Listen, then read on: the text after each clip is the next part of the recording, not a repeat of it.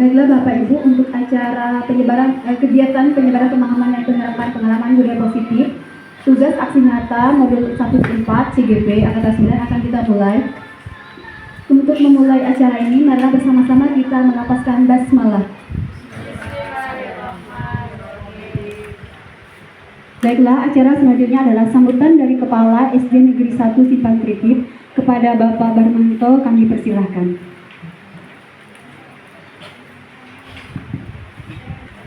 Bismillahirrahmanirrahim. Assalamualaikum warahmatullahi wabarakatuh. Waalaikumsalam. Yang saya hormati Bapak Ibu Guru Tenaga Pendidikan dari Simpang Tripit, yang saya hormati Ibu Ayu, Bu Fitriatun, yang dimana pada pagi hari ini Ibu Ayu dan Bu Atin melaksanakan tugas kegiatan untuk guru penggerak. Nah, kepada Bu Ayu kami ucapkan selamat datang ya. Melaksanakan kegiatan, menyarankan melaksanakan kegiatan yang sebaiknya agar nanti dapat memberikan manfaat bersama untuk Ibu Ayu ini menjadi pembelajaran dan pemahaman bagi kita semua. Nah, jadi kalau memberikan waktu yang baik, berbagi praktik baik, berbagi pengalaman yang sudah dilaksanakan oleh Ibu Pak Guru yang ada di tempatnya masing-masing. Nah, jadi tugas kita sebagai seorang guru menyebarkan pemahaman-pemahaman yang sifatnya positif kepada teman-teman kita yang ada di tempat tugas kita masing-masing. Nah, mungkin itu saja yang dapat saya sampaikan. Waktu dan tempat yang kami berikan seleluasnya. Untuk itu saya akhiri dengan wassalamualaikum warahmatullahi wabarakatuh. Assalamualaikum warahmatullahi wabarakatuh. Waalaikumsalam warahmatullahi wabarakatuh. Yang saya hormati Bapak Ibu rekan SD 1 Simpang Tripit, saya ucapkan terima kasih atas kesempatan yang diberikan untuk melaksanakan kegiatan aksi nyata modul 1.4 budaya positif. Baiklah, penjelasan saya sama dengan tadi, cuma alhamdulillah agak beda tipis. Penjelasan pemahaman dan penerapan pengalaman budaya positif oleh Fitriatun, calon guru penggerak angkatan 9 SD Negeri 1 Simpang Tripit, Kabupaten Bangka Barat. Di sini kami memiliki tugas untuk penutupan modul 1, modul 1.3, titik 4. Jadi modul 1 itu ada 1.1, 1.2, 1.3 dan 1.4. Dan ya, silakan dibaca Ibu. Apa pentingnya menciptakan suasana positif di lingkungan Anda? Lingkungan Anda adalah lingkungan sekolah kita. Ada yang mau menyampaikan pendapatnya untuk pertanyaan tematik pertama pada pembukaan. Silakan pikirkan jawabannya.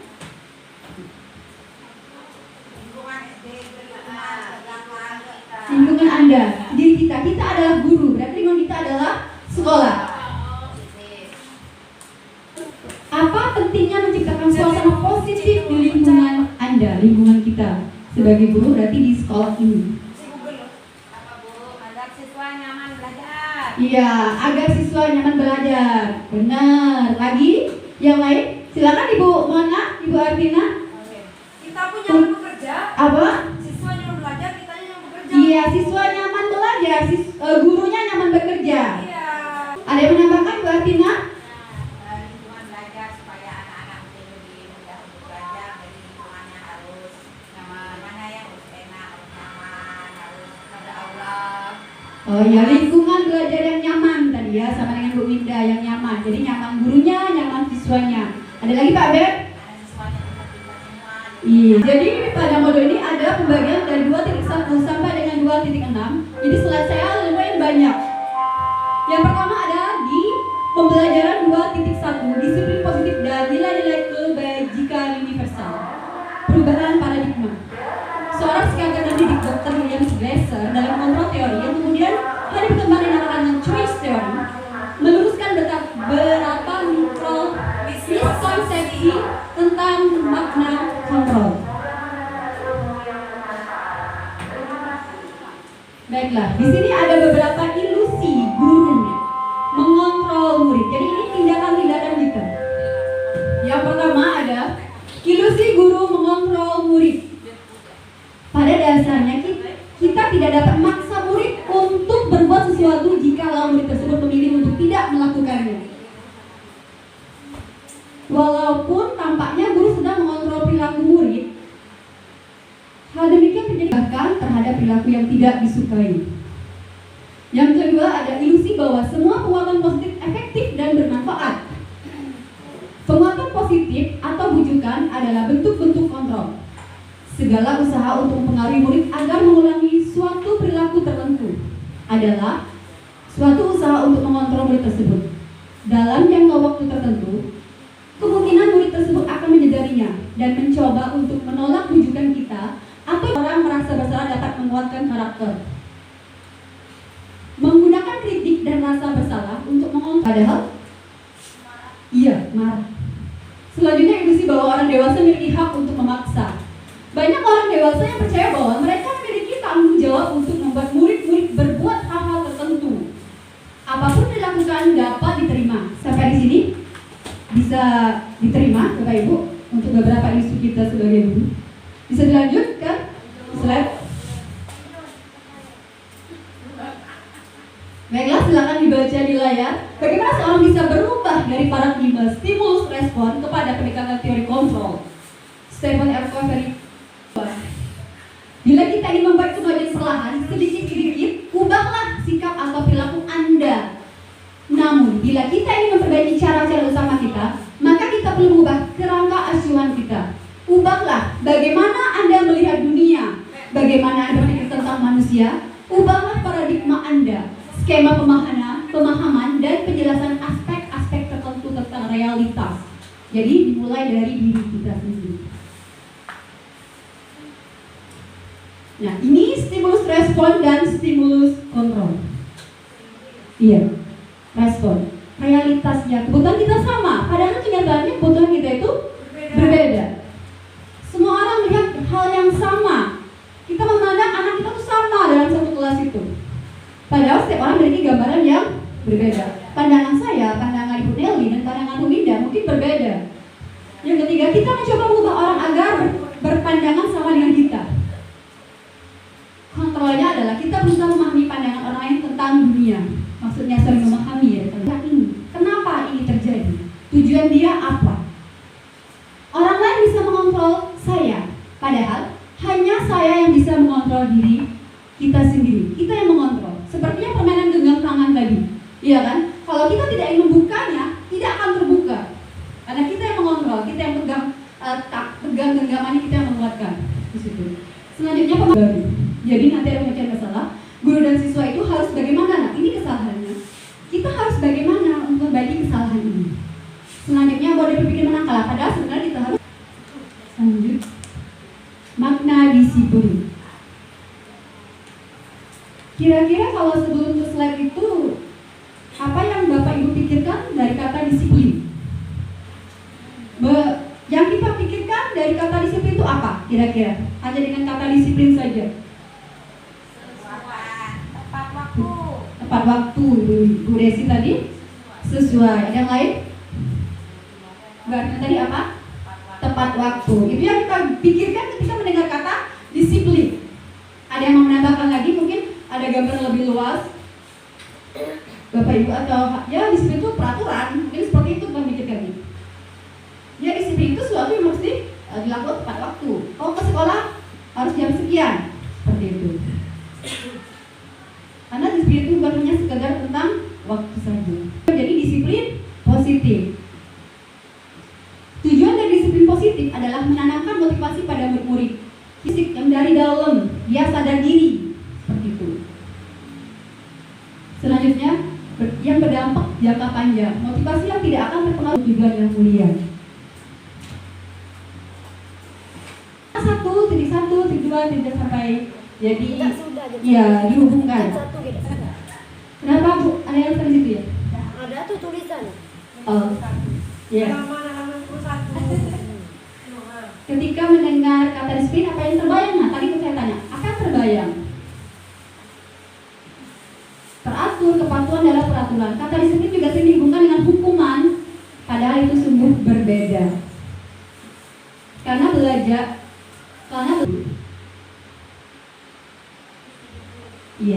ada lanjutannya ya di situ. Silakan Bapak Ibu bisa bacakan apapun definisi merdeka. Iya. Di situ Ki Hajar menyatakan bahwa dalam anak sadar diri, jika kita tidak memiliki motivasi internal, maka kita memerlukan pihak lain. Masih panjang sekali artikel. Baiklah. Selanjutnya adalah nilai kebajikan universal. Anda telah mengikuti makna pembahasan nilai kebajikan yang universal.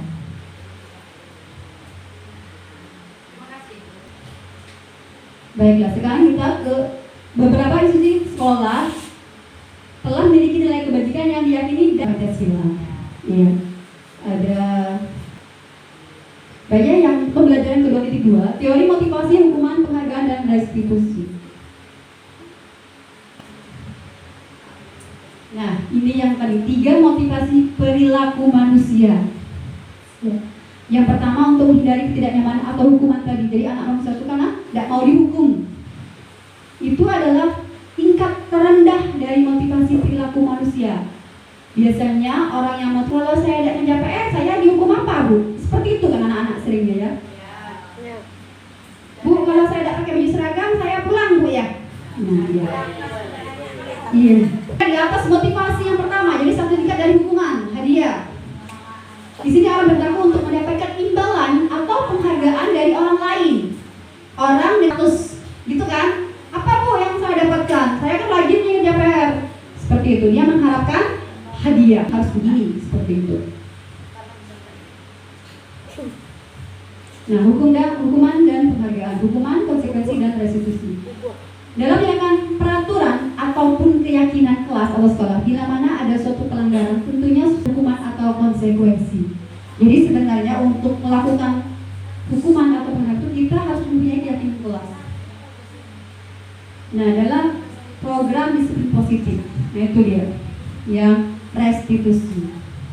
Jadi sebenarnya titik fokus pembelajaran ini adalah ke restitusi, ada segitiga restitusi, cara menyelesaikan permasalahan kita di kelas.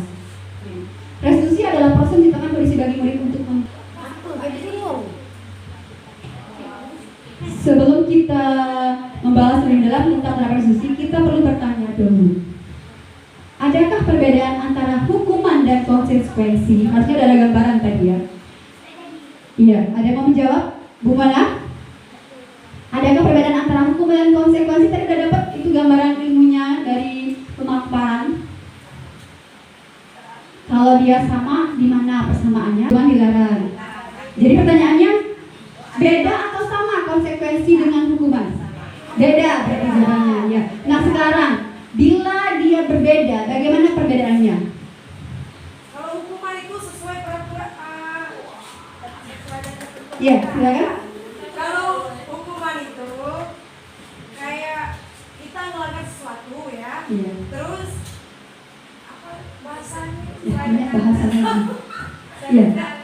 Kalau konsekuensi itu akibat dari perbuatan yang kita lakukan. Oh iya. Kalau hukuman itu kayak sesuatu yang ada peraturan dilanggar. Saya sudah masuk dalam peraturan tapi dilanggar, jadi Iya. hukuman. Dapat hukuman. Ya, seperti itu Iya. aja. Iya.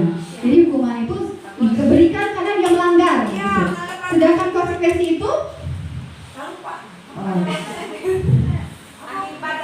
akibat dari perbuatannya, akibat dari melanggar peraturan tadi, dia ada konsekuensinya seperti itu. Iya. Iya. Ada yang mau menambahkan? Pak Serai mungkin? Iya. Ada nggak persamaannya? Tadi kan ada beda, kayaknya agak-agak sama gitu ya jawabannya. Iya. Kalau dipikirkan membingungkan nih, kayaknya dibilang sama tapi beda, dibilang beda tapi kok sama gitu ya, ujung-ujungnya pembahasannya ya hukuman juga, konsekuensinya kalau begini loh nak, kamu seperti ini, ya gitu kan? Kalau kamu begini kamu dapat hukuman ini, seperti itu. Kalau hukuman kan mungkin secara fisik juga hukuman, ya kembali ke kalau konsekuensi ini bukan hukuman kalau menurutku. Ya berbeda tadi kan Bu ya. Yang hukuman ini kita anak dimur itu hukuman. Iya. Anak dijewer hukuman. Istirahat itu sekarang sih kan. Iya. Kalau setelah terbang, kalau bukan melakukan kesulitan, nah itu setelah terbang. Iya, diomelin gitu Bu ya. Iya. Hukuman menurutku sih. Iya. Kalau konsekuensi. Ya, mungkin dia setelah dihukum tadi mungkin Sadar diri gitu Bu ya. sadar, mungkin dia tidak melakukan lagi mungkin. Iya, mungkin berubah baik lagi gitu Bu ya. Dia sengaja meminta hukum lagi. Oh iya. Iya, terima kasih Ibu Ardina dan Bu Winda. Ada lagi Bapak Ben mungkin mau menambahkan? Yang beragama. Iya. Ya, hukuman dan konsekuensi berbeda. Berbeda. Kalau hukuman itu biasanya bersifat pasti. Kalau dijemur ya harus berjemur. Iya. Kalau konsekuensi itu ya, ada pilihan biasanya. Dan juga tidak harus, misalkan seorang anak kalau dia malas belajar, konsekuensinya bisa terjadi di masa depan. Iya. Tidak harus saat itu juga. Kalau hukuman biasanya pasti Itu langsung didapat hari itu juga. Berarti konsekuensi itu untuk jangka panjangnya seperti itu. Nah, misalnya kamu ini nggak ngedepan nanti tidak bisa dapat kita, itu Pak ya misalnya konsekuensinya. Naik Iya. kelas atau- Tidak naik kelas gitu nantinya seperti itu ya. Iya, terima kasih Pak Ben. Baiklah, kita lihat. Kalau berarti nggak ada jawab. Iya, nanti di bawahnya ada bagan. Bila kita melihat bagan di bawah ini, sebenarnya bagan seperti yang tadi sih. Kata disiplin tanpa tambahan kata positif di belakangnya. Sungguhnya sudah merupakan identitas sukses dan hukuman merupakan identitas gagal. Disiplin dalam bentuk restitusi. Ya, ada hukuman, konsekuensinya. Jadi maksudnya ini loh perbedaannya hukuman, konsekuensi dan restitusi. Dan restitusi itu adalah puncak tertinggi dalam menyelesaikan permasalahan kita dengan anak-anak di sekolah. Nah, tabel tadi itu. Jadi kalau yang negatif, netral, positif. Jadi perbedaannya itu Bu ya. Kalau hukuman itu negatif, konsekuensi itu netral. Sedangkan restitusi akan menghasilkan positifnya. Jadi gitu. Makanya ada 3 tahap tadi. Jadi yang terendah itu adalah hukuman. Sedangkan konsekuensi netral dan positifnya ada pada restitusi. Misalnya nih, awas kalau dilakukan lagi ya, awas kamu. Seperti itu. Iya, ancaman Bu ya, seperti itu. Iya, kalau yang netralnya lakukan apa yang saya katakan. Lakukanlah yang apa Ibu kata tadi, ya kerjakan ya PR-nya gitu. Apakah hal ini yang sebenarnya ingin kamu ditanya? Anaknya tanya nih, ya Winda, kayak gitu misalnya. Apa sih yang ingin kamu lakukan di kelas ini? Kenapa kamu melakukan ini seperti itu? Ya, iya. Jadi negatifnya kalau hukum itu paksa, gitu. Itu tadi ya. Netral itu ada pada stimulus respons, sedangkan positif tadi pada teori kontrol. Iya. Saya begini, kenapa saya sering berkelahi di kelas gitu kan. Hukuman bersifat tidak terencana atau tiba-tiba tadi langsung ya KPB-nya, pokoknya langsung dapat hari itulah dihukum gitu seperti itu. Tidak terencana lah anak hari ini salah apa langsung dihukum. Anak perbuatan atau dari kata-kata tadi psikis ke psikologi anak. Iya, ini konsekuensi. Sementara disiplin dalam bentuk konsekuensi sudah terencana atau sudah disepakati, sudah dibahas atau disetujui tadi ya. Kamu seperti ini. Iya. Pada konsekuensi tetap diulang-ulang lagi misalnya. Iya, dihukum oleh penghargaan. Jadi ada beberapa hukuman. Iya. Iya, silakan dibaca Bu Winda. Mau baca Bu Winda? Ini kita di mana Bu Winda? Silakan Bu Winda. Saat kita berulang kali menjanjikan hadiah kepada anak-anak agar berperilaku bertanggung jawab, atau kepada seorang murid agar mempelajari sesuatu yang baru, atau kepada seorang karyawan agar melakukan pekerjaan yang berkualitas, kita sudah berasumsi mereka tidak dapat melakukannya atau mereka tidak akan memilih untuk melakukannya. Menurut Al-Fiqh. Iya, terima kasih Bu. Jadi video sudah dibahas di depan tadi ya tentang ya ini Alfikon ya. Iya. Iya, budaya positif. Pengumuman baik penghargaan maupun hukuman adalah cara-cara mengontrol perilaku seorang yang menghancurkan potensi untuk pembelajaran yang sesungguhnya. Menurut kon ya, menurut kita ya Bu ya. Secara ideal tindakan pada ini ya, kon selanjutnya juga merupakan beberapa pernyataan dari hasil pengamatannya. Oke, Ini pengaruhnya, pengaruh jangka pendek dan jangka panjang, penghargaan tidak efektif, penghargaan merusak hubungan, penghargaan mengurangi ketepatan, penghargaan menurunkan kualitas, penghargaan mematikan kreativitas, penghargaan menghukum motivasi dalam diri atau egoistik. Menurut Kort tadi ini ya, menurut Alfi. Oke, sekarang ke restitusi. Sebuah pendekatan untuk menciptakan disiplin positif. Ya, silakan. Ada yang membantu.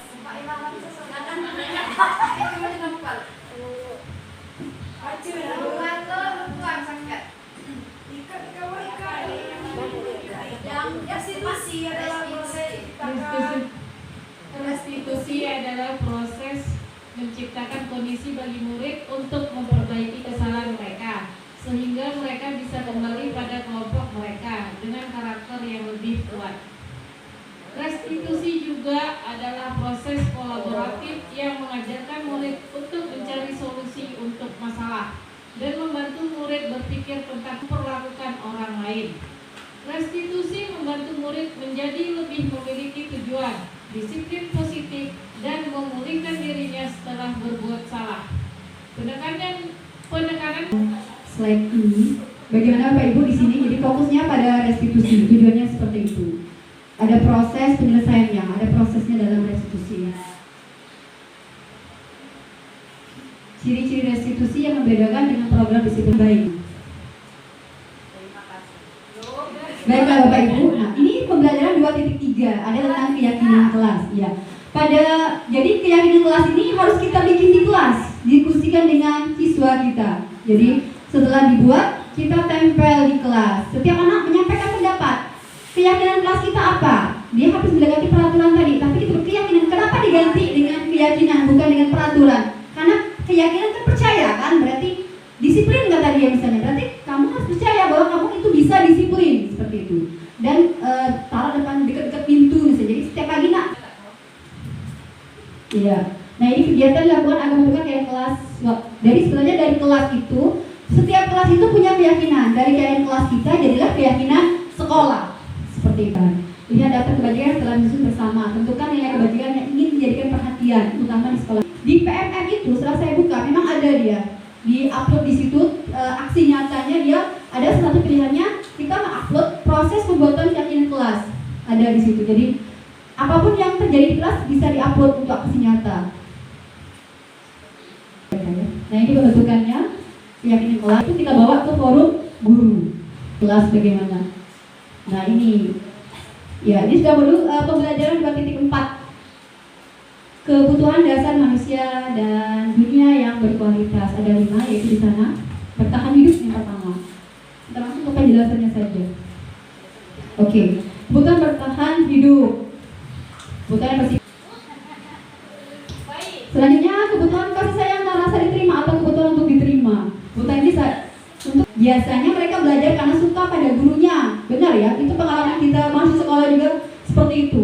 Bagi mereka teman sebaya sangat penting. Mereka juga biasanya suka bekerja dalam kelompok. Jadi ya setiap anak punya karakter yang berbeda. Penguasaan, kebutuhan, pengakuan dan kemampuan.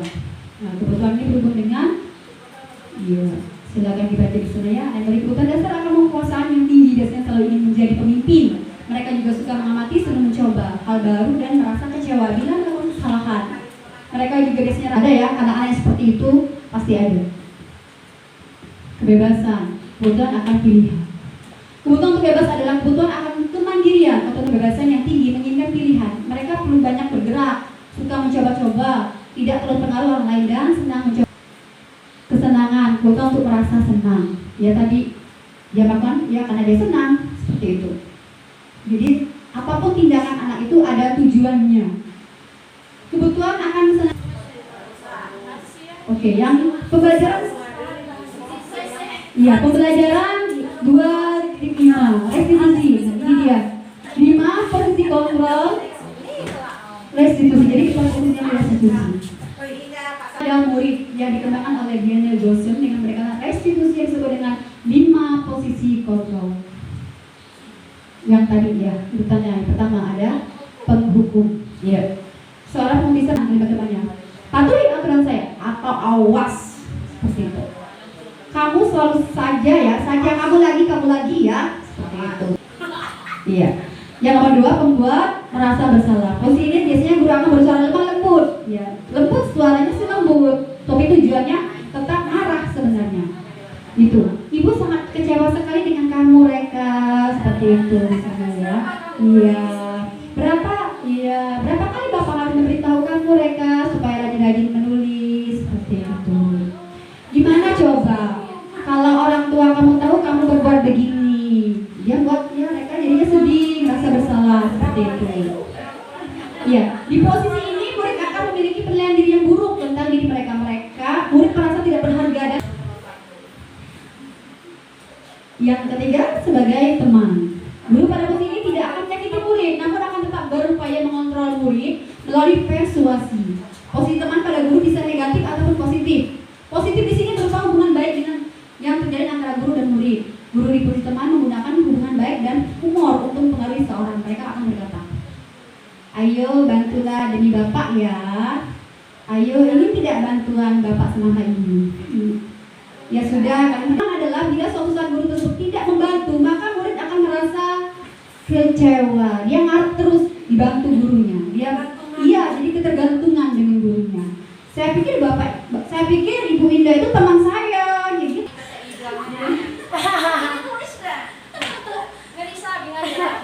Iya, wajar lah Bu kalau anak kelas 1 kan, iya. Murid merasa kecewaannya, nggak ada perhatian, dia nggak mau berusaha lagi, seperti itu. Hal ini mungkin timbul murid hanya akan bertindak untuk guru tertentu. Ya kalau ada Pak Ben yang ngajar, nggak mau deh belajar kayak gitu. Ini Pak Jaman yang ganti, nggak mau, maunya Pak Ben pokoknya yang ngajarnya, seperti itu. Yang keempat adalah guru sebagai pemantau. Memantau berarti mengawasi. Pada saat kita mengawasi, kita bertanggung jawab atas perilaku orang-orang yang kita awasi.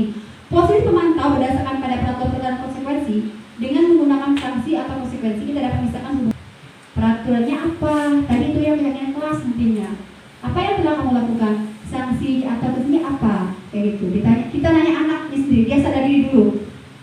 Seorang pemantau sangat mengandalkan perhitungan, catatan, data yang dapat digunakan sebagai bukti atas perilaku seseorang.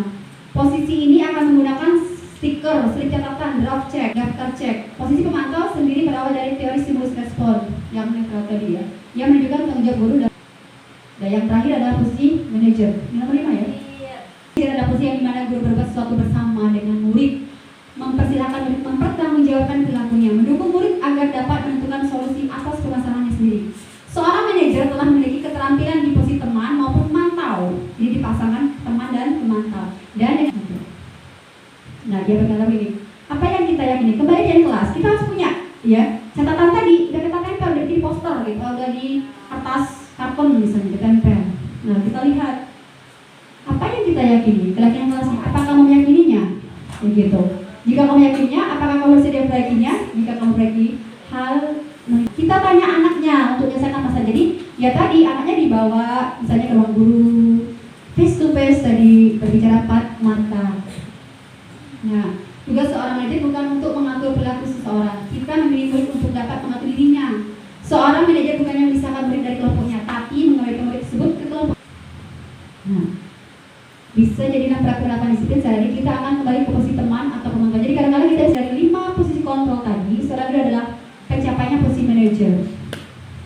Di mana di posisi inilah murid dapat menjadi pribadi yang mandiri, merdeka dan bertanggung jawab atas segala perilaku dan sikapnya, yang pada akhirnya dapat menciptakan lingkungan yang positif, nyaman dan aman tadi ya, yang dijawab pertama tadi kan, maunya bagaimana lingkungan itu, kenapa harus positif. Nah, ini udah pembelajaran 2.6, resolusi 3 resolusi.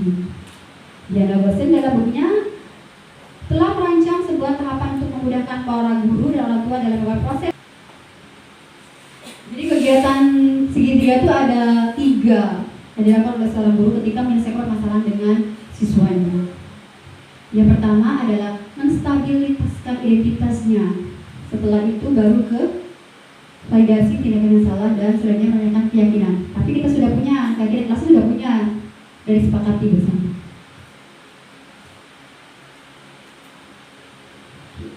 Nah, ini yang pertama, menstabilkan identitas.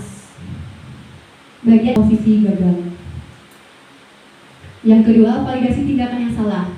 Nah, setiap tindakan kita lakukan dengan tujuan. Tadi anak tuh ngapain, tujuannya apa, dia ngapain seperti itu, pasti ada tujuannya untuk memenuhi kebutuhan dasar, yaitu kalau kita memahami kebutuhan dasar apa yang mendasari suatu tindakan, kita akan bisa menemukan caranya dari stimulus respon ke cara berpikir proaktif yang mengenai tujuan. Yang ketiga, menanyakan yang jelas. Tapi kita harus tadi ya, saya tekankan lagi bahwa kita harus memiliki yang kelas, harus dibuat dulu yang kelasnya.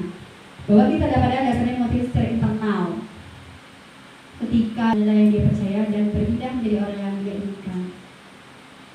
Terima kasih atas perhatian Bapak Ibu yang telah berikan kesempatan mengikuti pemaparan materi tentang budaya positif yang mudah-mudahan bisa kita terapkan di kelas dan di sekolah. Apakah ada pertanyaan? Ya, Pak TPI. Assalamualaikum warahmatullahi wabarakatuh. Waalaikumsalam warahmatullahi wabarakatuh. Nah, di sini yang saya tanyakan tadi sudah panjang lebar. Cuma di sini saya perhatikan ya, memang kita ini ya dari seperti guru merdeka itu kan, itu ada yang namanya modul ya, ATB ya. Padahal itu dulunya 2013 ada namanya lomba. Nah yang sekarang ini ada lagi, rupanya muncul lagi. Dulunya kita tahu peraturan sekolah, atau peraturan kelas, atau tata tertib kelas, tata tertib sekolah. Sekarang muncul istilah keyakinan sekolah, keyakinan kelas. Ya bagi saya bukan menarik perbedaan itu, tapi isinya. Nah yang ingin saya tanyakan kepada Ibu Fitriatun, apakah keyakinan sekolah atau yang selama ini kita sebut dengan tata tertib atau peraturan sekolah atau peraturan kelas itu seyogyanya seharusnya apakah guru atau pihak sekolah itu langsung membuatnya atau dimusyawarahkan? Misalnya seperti tadi kalau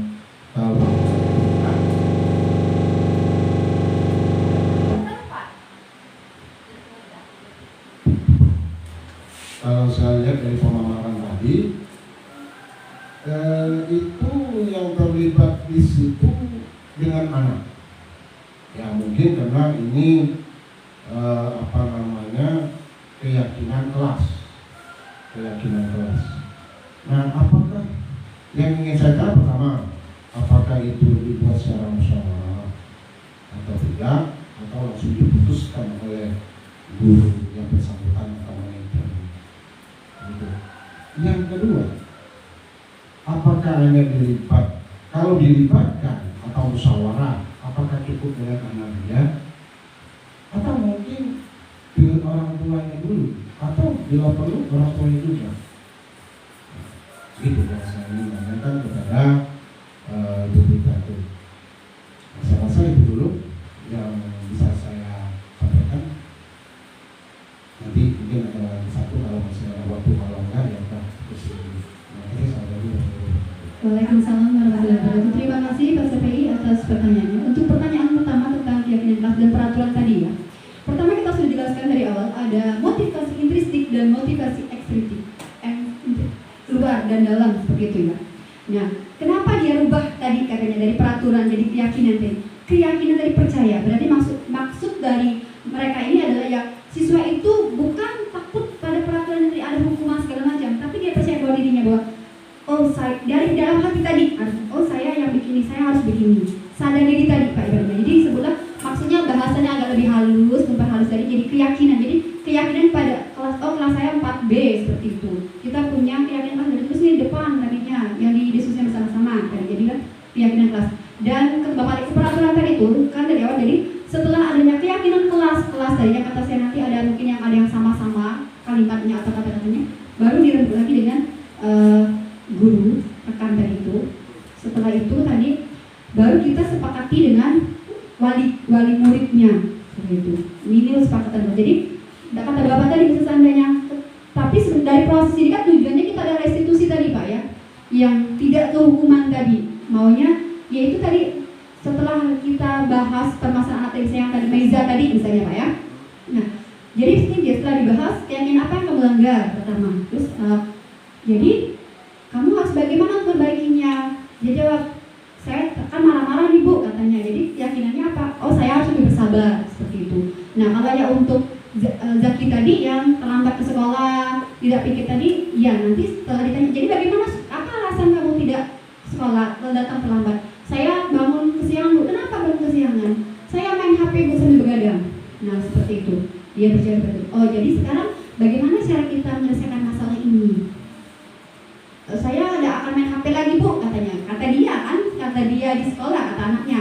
Ya sudah, berarti tidak main HP lagi. Nanti ibu akan bekerja sama dengan orang tua kamu agar tidak lagi begadang dan main HP untuk keyakinan kelas. Dan tadi ke rembuk tadi kalau setiap kelas punya keyakinan kelas. Baru kita padukan dengan guru tadi oh ini keyakinan kelas. Setelah disepakati anak-anak sepakat, baru kita dengan orang tua ini loh kesepakatan guru dan anak-anak kita, bapak ibu seperti itu. Jadi kan tidak bisa hanya di sekolah. Anak itu berasal dari rumah. Jadi awalnya di rumah. Jadi kembali lagi ke rumah. Jadi kita sangat butuh bantuan dari orang tua. Dan kata Ibu Artina tadi, karena orang tuanya cuma ngasih uang, ngasih jajan, ngasih bekal, ya selesai. Dan di sekolah pun masih, Bu mau jajan Bu, seperti itu. Untuk keyakinan kelas. Yang kedua, pertanyaan kedua tadi apa ya? Lupa saya Pak. Tentang apa tadi Pak yang keduanya? Apakah itu tadi lah dibuat apakah langsung diputuskan oleh apakah dibuat langsung kita yang membuat itu enggak? Ya jadi langsung apakah melalui musyawarahnya? Nah musyawarahnya itu apakah hanya cukup dengan murid? Nah, kalau tadi saya mempraktikkan itu memaparkan situ itu keyakinan itu dibuat antara guru sama murid. Guru sama murid selesai. Nah dari penjelasan itu tadi, ini langsung lagi nih. Ini sesuai dengan tema kita yang berbagi pengalaman ya. Kalau keyakinan tadi kita hanya sebatas di situ, ini menurut saya ini akan kurang bagi kita suatu guru nanti. Kenapa? Oke, langkah pertamanya itu artinya antara guru sama murid dulu, sepakat dulu. Nah, tapi belum diterapkan ini aturan ini. Karena diterapkan dulu. Alangkah baiknya hasil kesepakatan dengan anak. Karena ini yang saya lakukan. Ini yang saya lakukan. Maka itu saya setiap tahun di Jalan Baru minggu pertama itu saya mengundang orang tua. Sebelum saya mengundang orang tua, saya sampaikan dulu dengan anak-anak begini loh, bagaimana kira-kira. Ya, Bapak itu sudah kayak Bapak saya namanya peraturan kalau iya. Sekarang kan keyakinan. Iya, sekarang keyakinan Pak ya. Nah, iya. Artinya maksud saya itu aturan itu keyakinan itu nanti sudah sepakat dengan anak-anak itu saran saya jangan langsung diterapkan sebab kalau tadi penjelasan langsung diterapkan baru nanti udah orang tua kalau ada masalah. Nah di sini akhirnya orang tua takutnya nanti melempar kita gitu. Maka kalau saya selama ini sepakat dulu dengan anak tapi belum diterapkan, nanti saya sampaikan dengan orang tua, maka bahasa saya itu MUU nanti. Nah maka dengan itu alhamdulillah ya tahun ini sudah 2 orang tua datang menemui saya karena anaknya bermasalah dan alhamdulillah orang tuanya akhirnya menerima dari penjelasan kita. Kenapa? Karena keyakinan tadi sudah kita sepakati bersama. Jadi suspensinya ya harus diterima gitu. Namun dalam hal ini bukan berarti kita membuat keyakinan tadi tidak ada harapan kita dengan keyakinan tadi anak mengetahui bahwa ini nggak baik loh. Nah itu konteksnya kalau bagi saya pribadi ya dari pengalaman saya jadi guru, tinggal bagaimana kita seorang guru itu sebagai teman, sebagai orang tua, ya teman untuk curhat mereka. Bila perlu, ya bagaimana sehingga anak itu jangan jangan selalu kita gitu loh. Ya, jangan selalu, karena di dunia ini tidak ada orang yang sempurna itu seperti yang kita harapkan. Nah, tinggal bagaimana cara seperti hukuman itu menurut saya harus dilakukan, cuma tinggal caranya bagaimana, insya Allah hukuman itu sesungguhnya membuat orang itu menyadari, berubah. Karena hukuman itu kan selama ini yang ada tertanam di otak itu adalah penyiksaan. Sebenarnya enggak. Contoh orang di penjara. Orang di penjara itu bukan mereka disiksa, tapi mereka dibina di sana. Dengan dibina itu harapannya setelah mereka selesai menjalankan hukuman itu, mereka bisa ke jalan yang benar, bisa diterima di masyarakat luas. Itu jadi hukuman itu. Nah, jadi kembali ke konteks tadi. Keyakinan itu alangkah bagusnya kalau boleh usul ini berbagi pengalaman itu jangan diterapkan dulu, tapi kesepakatan dengan anak didik tadi sampaikan dengan orang tua baru diputuskan di situ, jadikan undang-undang kelas. Terima kasih. Ya, terima kasih Pak Sat atas berbagi pengalamannya dan juga masukan. Jadi sebenarnya fokus dari keyakinan kelas itu ya untuk kita melaksanakan 3 restitusi tadi, segitiga restitusi tadi, itu maksudnya Pak ya. Jadi kita punya ini loh, benar kata Pak Sat tadi, setelah sepakat dengan anak, kita sepakat dengan orang tua, baru kita laksanakan dan kita selesaikan pada permasalahannya dengan cara melaksanakan segitiga restitusi tadi. Jadi seperti itu. Terima kasih. Baiklah Bapak Ibu, saya rasa cukup sampai di sini. Terima kasih atas perhatiannya. Terima kasih atas ikut sertanya dalam kegiatan aksi nyata modul 1.4 budaya positif. Semoga kita semua bisa menjadi guru-guru yang dicintai, disayangi anak-anak. Kita bisa menciptakan anak-anak emas yang cemerlang, yang membanggakan, yang kita harapkan dan yang mereka inginkan jadi seperti apa. Jadi mereka itu ya kualitas penunjang. Apabila ada kata salah, saya mohon maaf kepada Allah, mohon ampun. Akhir kata, wassalamualaikum warahmatullahi wabarakatuh. Iya, agar siswa nyaman belajar. Benar. Lagi, yang lain, silakan Ibu Mona, Ibu Artina. Kita punya nyaman bekerja. Apa? Siswa yang belajar kita Punya nyaman bekerja. Ibu Artina. lingkungan belajar supaya anak-anak mungkin lebih mudah untuk belajar. Jadi lingkungannya harus nyaman. Bagaimana yang harus enak, harus nyaman, harus ada Allah. Oh ya, lingkungan belajar yang nyaman. Nyaman siswanya. Ada lagi Pak Abel? Ada siswanya juga. Materi kita hari tentang budaya positif. Ini pada modul ini ada pembagian dari 2.1 sampai dengan 2.6. Jadi slide saya lumayan banyak. Yang pertama adalah di pembelajaran 2.1, disiplin positif dan nilai-nilai kebajikan universal. Perubahan paradigma. Seorang psikiater dan pendidik Dr. William Glasser dalam kontrol teori yang miskonsepsi tentang makna kontrol. Baiklah, di sini ada beberapa ilusi guru mengontrol murid. Jadi ini tindakan-tindakan kita yang tidak disukai. Yang kedua ada ilusi bahwa semua murid dalam jangka waktu tertentu kemungkinan murid tersebut akan menyadarinya dan mencoba untuk menolak wujud. Yang ketiga, ilusi bahwa kritik dan membuat orang merasa bersalah dapat. Baiklah, silakan dibaca di layar. Bagaimana seorang bisa berubah dari paradigma stimulus respon kepada pendekatan teori kontrol? Berbeda. Semua orang melihat hal yang sama. Kita memandang dan mencari kesalahan. Guru dan siswa itu harus bagaimana? Nah, ini kesalahannya. Kita harus bagaimana untuk memperbaiki kesalahan ini. Selanjutnya makna disiplin. Tepat waktu. Itu yang kita pikirkan ketika mendengar kata disiplin. Ada yang mau menambahkan lagi? Mungkin ada gambar lebih luas. Karena disiplin itu bukan hanya sekedar tentang waktu saja. Kalau disiplin aja, sekarang dia menjadi disiplin positif untuk menjadi orang yang mereka inginkan dan menghargai diri sendiri dengan nilai yang mereka percaya. Ketika murid kita mereka dicopas dari modul 1.4, ya, dia akan berubah 1, tip 2, tip 3 sampai jadi ya dihubungkan. Kenapa Bu? Ada yang sampai situ ya? Ada tuh tulisan. Oh, ya. Dalam ilmu satu. Ketika mendengar kata disiplin, apa yang terbayang? Nah, tadi saya tanya, apa yang terbayang? Kebanyakan orang akan menghubungkan kata disiplin dengan kata tertib yang tadi ya. Teratur, kepatuhan dalam peraturan. Kata disiplin juga sering dihubungkan dengan hukuman, padahal itu sungguh berbeda.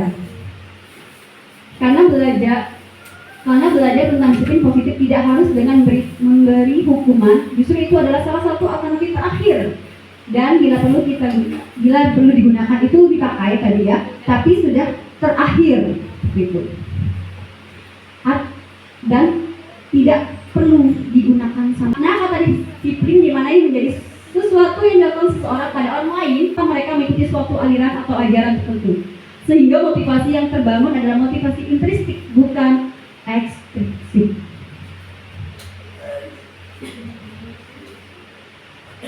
Masih panjang sekali artikelnya Bapak Ibu ya. Kita next aja ya. Iya. Baiklah. Selanjutnya adalah nilai kebajikan universal. Anda telah mengikuti makna. Baiklah, silakan. Nilai-nilai kebajikan adalah sudah ke beberapa institusi sekolah telah memiliki nilai kebajikan yang diyakini dan disepakati bersama. Salah satunya adalah nilai-nilai kebajikan yang ingin dicapai oleh setiap anak di Indonesia yang kita kenal dengan profil pelajar Pancasila. Iya, ada 6 bisa dibaca di depan. Profil pelajar Pancasila yang dimasukkan dalam isi sekolah. Banyak yang pembelajaran kebagi 2, teori motivasi, hukuman, penghargaan, dan restitusi. Ada gambaran sesuatu dari bacaan judul pembelajaran kedua titik 2. Teori motivasi, hukuman, dan penghargaan restitusi. Kalian itu ya. Nah, ini yang tadi 3 motivasi perilaku manusia. Yang pertama untuk menghindari ketidaknyamanan atau hukuman tadi. Jadi anak manusia itu karena tidak mau dihukum. Itu adalah tingkat terendah dari motivasi perilaku manusia. Biasanya orang yang motivasi perilakunya untuk menghindari hukuman atau ketidaknyamanan akan bertanya apa yang akan terjadi apabila saya tidak melakukannya. Bu, kalau saya tidak mencapai PR, saya dihukum apa, Bu? Seperti itu kan anak-anak seringnya ya. Bu, kalau saya tidak pakai baju seragam, saya pulang, Bu ya. Nah, iya. Iya. Karena kelasnya udah agak besar, Bu ya. Kalau kelas 4 kan lagi masih anak-anak, mereka masih agak polos. Selanjutnya yang kedua, untuk mendapatkan imbalan atau penghargaan dari orang lain, hadiah. Satu tingkat di atas motivasi yang pertama, jadi satu tingkat dari hukuman, hadiah. Di sini orang bertakwa untuk mendapatkan imbalan atau penghargaan dari orang lain. Orang dengan motivasi ini akan bertanya, apa yang akan saya dapatkan, Bu, kalau saya dapat 100? Gitu kan? Apa, Bu, yang saya dapatkan? Saya kan rajin nih JPR. Seperti itu, dia mengharapkan hadiah. Seperti itu. Mereka melakukan suatu tindakan untuk mendapatkan pujian dari orang lain yang menurut mereka penting dan mereka letakkan dalam dunia berkualitas mereka. Mereka juga melakukan sesuatu untuk mendapatkan hadiah, pengakuan atau imbalan. Motivasi ini juga bersifat eksternal, dia dapat dari orang lain, bukan dari diri sendirinya. Dan yang ketiga, untuk menjadi orang yang mereka inginkan dan menghargai diri sendiri dengan nilai-nilai yang mereka percaya. Ini baru dari dalam dirinya, sadar diri tadi ibaratnya kasarnya. Orang dengan motivasi ini akan bertanya, akan menjadi orang yang seperti apa apabila saya melakukannya ya? Saya nanti akan bagaimana kalau saya melakukan ini? Apa yang akan saya dapatkan jika saya disiplin tanpa harus dihukum, tanpa harus mendapatkan hadiah? Dia sadar diri tadilah ibaratnya. Mereka pun suatu dengan nilai-nilai yang mereka yakini dan hargai. Dan mereka melakukannya karena mereka ingin menjadi orang yang melakukan nilai yang mereka yakini tersebut. Ini adalah motivasi yang akan membuat seorang memiliki disiplin positif. Karena motivasi berperilakunya bersifat internal dan bukan eksternal. Ya tadilah sadar diri, saya begini harus begini, seperti itu. Nah, hukuman dan penghargaan, hukuman, konsekuensi, dan restitusi. Dalam menjalankan peraturan ataupun keyakinan kelas atau sekolah. Bila mana ada suatu pelanggaran, tentunya sesuatu harus terjadi.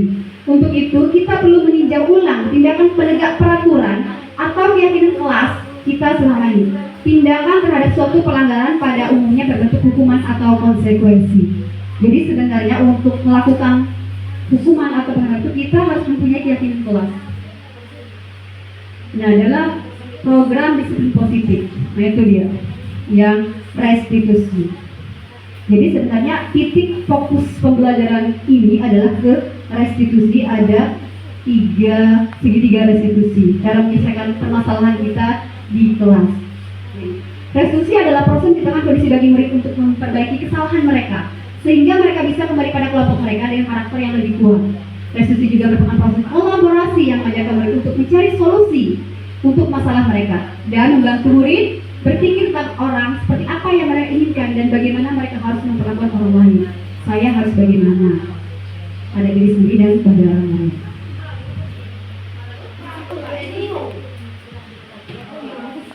Sebelum kita membahas lebih dalam tentang menerapkan restitusi, kita perlu bertanya dulu.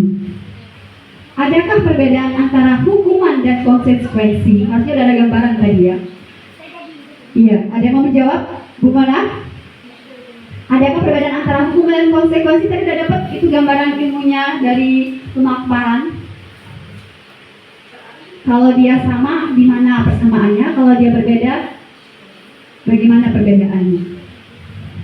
Mereka? Ada yang mau menjawab Bapak Ibu? Silakan. Iya, ibu yang lainnya. Bu Yuri, adakah perbedaan antara hukuman dan konsekuensi menurut Ibu?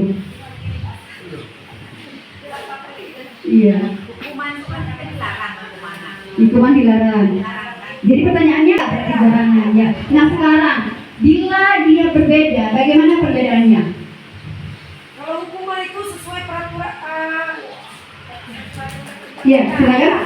kalau hukuman itu kayak kita melanggar sesuatu ya, Iya. terus apa bahasanya? Banyak bahasanya. Iya. Dan kalau konsekuensi itu akibat dari perbuatan yang kita lakukan. Oh iya. Kalau hukuman itu kayak sesuatu yang ada peraturan dilanggar. Saya sudah masuk dalam peraturan tapi dilanggar, tidak hukuman. Dapat hukuman. Ya, seperti itu aja ya percaya. Iya. Jadi hukuman itu diberikan karena dia melanggar. Ya, melanggar peraturan. Sedangkan konsekuensi akibat dari perbuatannya, akibat dari melanggar peraturan tadi, dia ada konsekuensinya. Iya. Iya. konsekuensi itu. Iya. Ada yang mau menambahkan? Pastor Pei mungkin? Iya. Ada tak yang ada tak persamaannya? Tadi kan ada beda. Kayaknya agak-agak sama gitu ya jawabannya. Iya. Kalau dipikirkan membingungkan kayaknya dibilang sama tapi beda, dibilang beda tapi kok sama gitu ya, ujung-ujungnya pembahasannya iya hukuman juga, konsekuensinya kamu begini loh nak, kamu seperti ini ya gitu kan, kalau kamu begini kamu dapat hukuman ini seperti itu. Kalau hukuman kan mungkin secara verbal juga hukuman. Kalau konsekuensi ini bukan hukuman kalau menurutku. Ya berbeda tadi kan Bu ya. Memang hukuman ini misal anak dijemur itu hukuman. Iya. Nah, anak dijewer hukuman. Istilah itu secara fisik kan. Iya. Kalau secara verbal kalau dibakar batu gerilang, nah itu secara verbal. Iya, diomelin gitu Bu ya. Itu Iya. masuk hukuman menurutku sih. Iya. Kalau Konsekuensi ya, mungkin dia setelah dihukum tadi mungkin sadar diri gitu Bu ya. sadar mungkin dia akan melakukan lagi mungkin. Iya mungkin berubah beda lagi gitu Bu ya. Jadi sebaiknya nanti hukum lagi. Oh iya. Iya, terima kasih Bu Akina dan Bu Linda. Ada lagi Bapak Ben mungkin mau menambahkan? Yang Menteri Agama. Iya, Menteri Agama. berbeda. Kalau hukuman itu biasanya bersifat pasti. Kalau dijemur ya harus berjemur. Iya. Kalau konsekuensi itu ya ada pilihan biasanya. Dan juga tidak harus misalkan seorang anak kalau dia malas belajar, konsekuensinya bisa terjadi di masa depan. Iya. Tidak harus saat itu juga. Kalau hukuman biasanya pasti. Itu langsung didapat hari itu juga sebenarnya. Berarti konsekuensi itu untuk jangka panjangnya seperti itu. Nah, misalnya kamu ini nggak mendapat nanti tidak bisa bercipta, itu Pak ya misalnya konsekuensinya.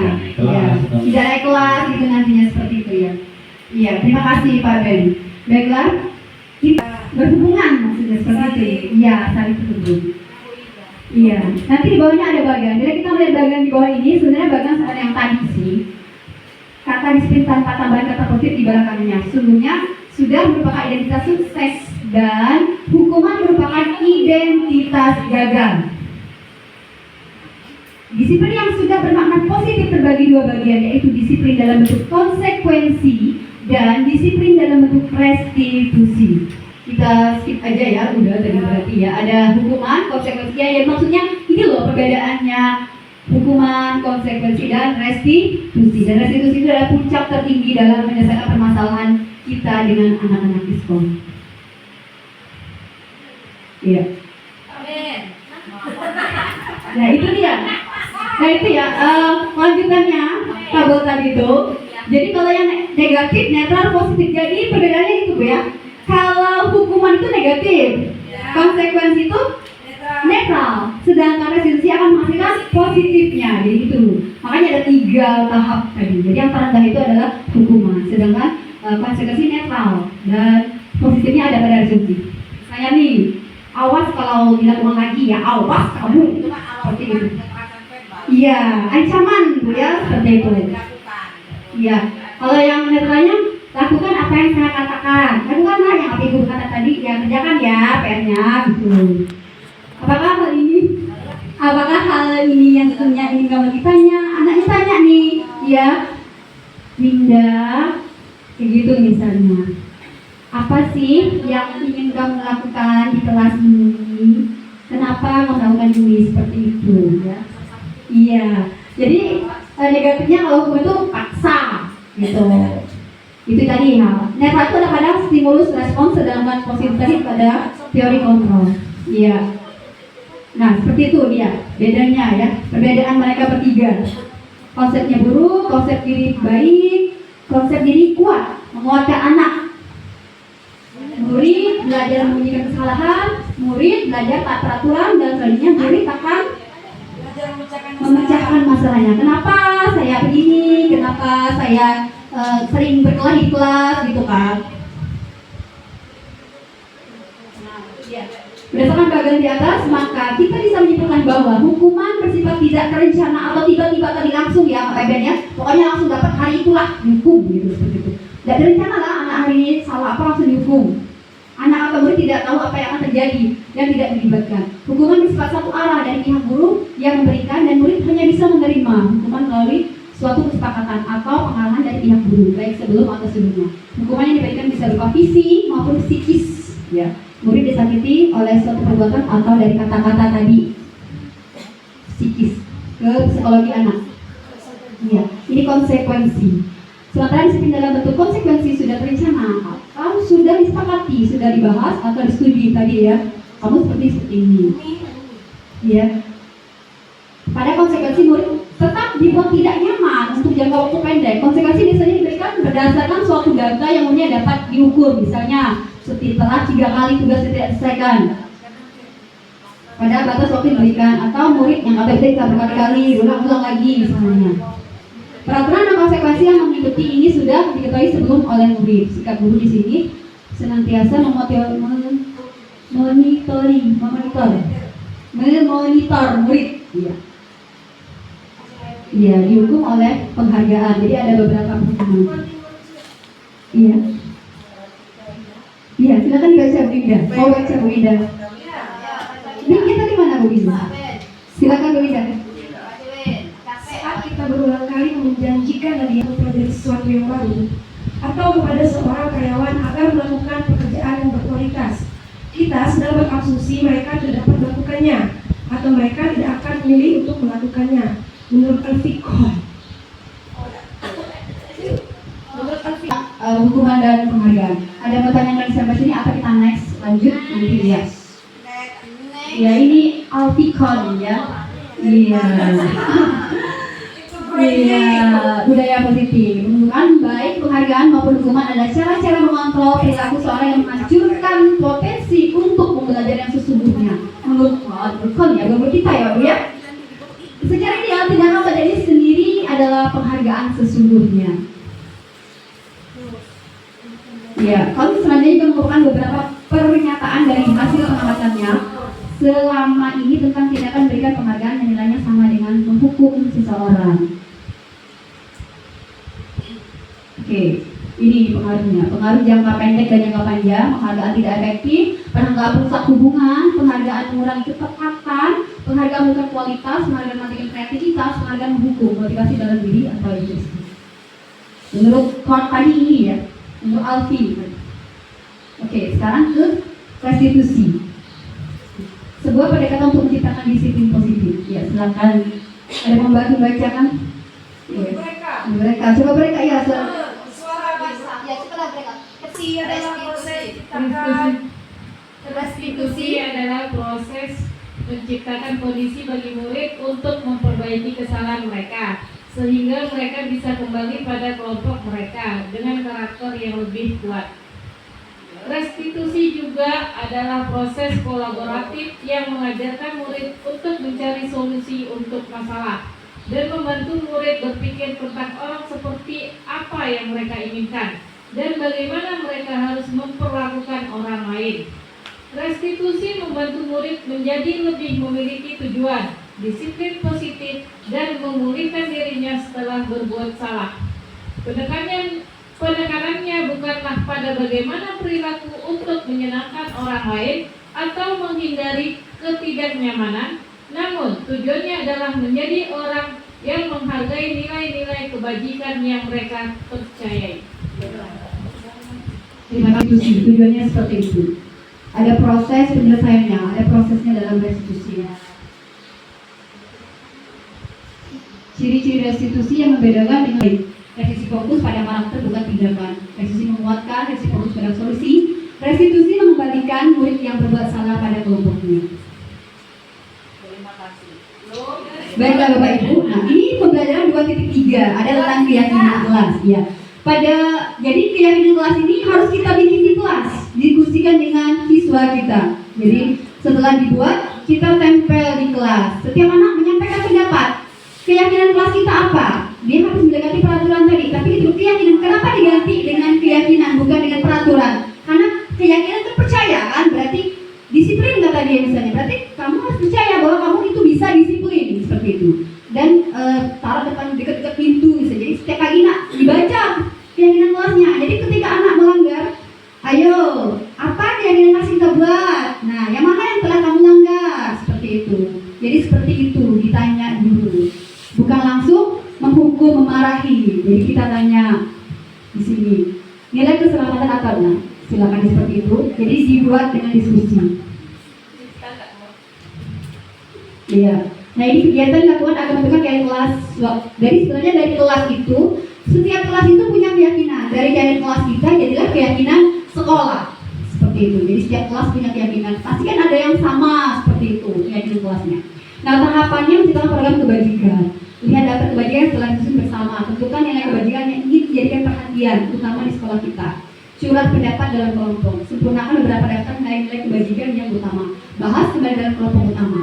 Buatlah poster atau muat di media sosial di sekolah atau kelas kita. Jadi di PMM itu setelah saya buka, memang ada dia di upload di situ aksi nyatanya dia ada satu pilihannya kita mengupload proses pembuatan keyakinan kelas ada di situ. Jadi apapun yang terjadi di kelas bisa diupload untuk aksi nyata.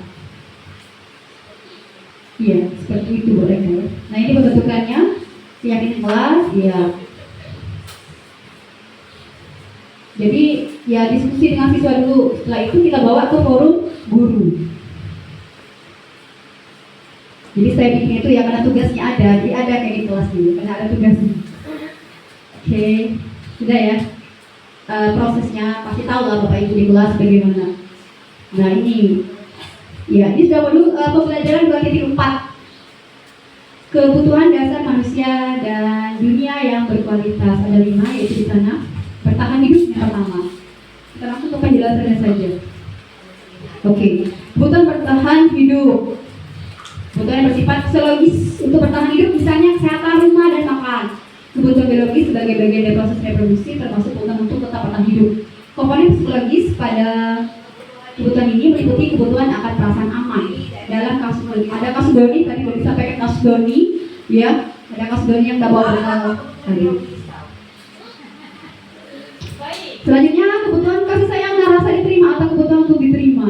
Kebutuhan ini untuk disayangi dan diterima meliputi kebutuhan akan hubungan dan koneksi sosial, kebutuhan untuk memberi dan menerima kasih sayang, dan kebutuhan untuk merasakan menjadi bagian dari suatu kelompok. Kebutuhan ini juga meliputi keinginan untuk tetap terhubung dengan orang lain, seperti teman, keluarga, pasangan hidup, teman kerja, tidak pekerjaan, dan kelompok di mana kita tergabung. Anak-anak yang memiliki kebutuhan dasar kasih sayang dan rasa diterima yang tinggi biasanya ingin disukai dan diterima oleh lingkungannya. Mereka juga akrab dengan orang tuanya. Biasanya mereka belajar karena suka pada gurunya. Benar ya, itu pengalaman kita masuk sekolah juga seperti itu. Bagi mereka, teman sebaya sangat penting. Mereka juga biasanya suka bekerja dalam kelompok. Jadi ya setiap anak punya karakter yang berbeda. Penguasaan, kebutuhan, pengakuan, dan kemampuan. Nah, kebutuhan ini berhubungan dengan silakan dibaca di sana ya. Ada kebutuhan dasar akan kekuasaan yang tinggi, biasanya selalu ingin menjadi pemimpin. Mereka juga suka mengamati, sering mencoba hal baru dan merasa kecewa dengan melakukan kesalahan. Mereka juga biasanya rapi dan sistematik dan selalu ingin mencapai yang terbaik. Ya, ada ya anak-anak yang seperti itu pasti ada. Kebebasan, kebutuhan akan pilihan. Kebutuhan untuk bebas adalah kebutuhan akan kemandirian, otonomi, memiliki pilihan dan mampu mengendalikan arah hidup seseorang. Anak-anak dengan kebutuhan kebebasan yang tinggi menginginkan pilihan. Mereka perlu banyak bergerak, suka mencoba-coba, tidak perlu pengaruh orang lain, dan senang mencoba hal yang baru dan menarik. Kesenangan, kebutuhan untuk merasa senang. Ya tadi dia makan, ya karena dia senang, seperti itu. Jadi apapun tindakan anak itu ada tujuannya. Kebutuhan akan kesenangan adalah kebutuhan untuk mencari kesenangan, bermain dan tertawa. Bayangkan hidup tanpa kenikmatan apapun, betapa menjadikannya. Semua hewan dengan tingkat yang tinggi, anjing berubah biasa bermain. Saat mereka bermain, mereka melanjutkan keterampilan hidup yang penting. Manusia tidak berbeda, sama. Anak-anak yang kebutuhan dasar kesenangan yang tinggi biasanya ingin menikmati apa yang dilakukan. Mereka juga bisa berkonsentrasi tinggi saat mengerjakan hal yang disenangi. Mereka suka permainan dan suka mengoleksi barang, suka bergurau, suka melucu dan juga menjelaskan. Bahkan saat mereka bertingkah laku buruk pun mereka masih terlihat lucu. Oke, yang pembelajaran, iya pembelajaran. Baik ya. Berikutnya akan disampaikan suatu program institusi yang berpusat pada murid yang dikembangkan oleh Diana Goshen dengan pendekatan restitusi yang disebut dengan 5 posisi kontrol.